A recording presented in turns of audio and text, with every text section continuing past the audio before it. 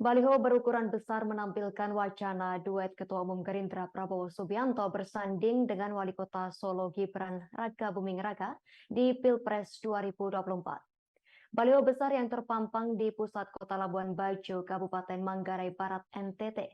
Tepatnya baliho tersebut berada di perempatan Jalan Bandara Lamper KP yang merupakan lokasi strategis di lokasi tersebut.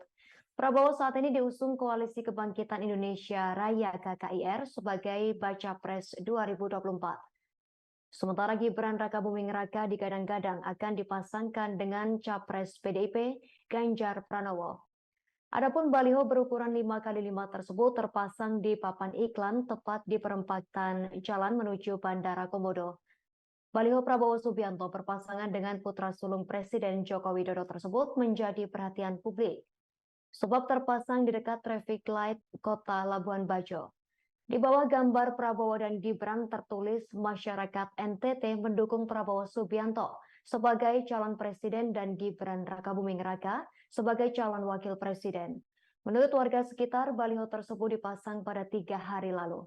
Baliho tersebut dipasang sekitar saat subuh sehingga tak ada warga yang menyaksikannya. Diketahui baliho tersebut dipasang sekitar 3 hari yang lalu. Keterangan itu diungkapkan Ketua DPC Partai Gerindra Kabupaten Manggarai Barat Yosef Suhardi. Ia menyebut munculnya baliho Prabowo Gibran tersebut adalah hal biasa dalam politik. Apalagi Gibran adalah satu figur calon wakil presiden yang dilirik DPP Gerindra untuk mendampingi calon presiden Prabowo Subianto.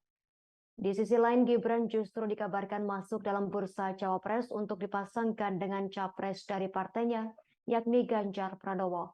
Hal tersebut diungkapkan oleh Ketua DPP PDIP Said Abdullah.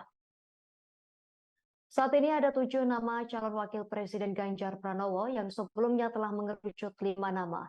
5 kelima kandidat tersebut adalah Menteri Pariwisata dan Ekonomi Kreatif Sandiaga Uno, Ketua Umum PKB Muhaimin Iskandar, Menteri BUMN Erick Thohir, mantan Panglima TNI Andika Perkasa, dan Ketua Umum Demokrat Agus Harimurti Yudhoyono.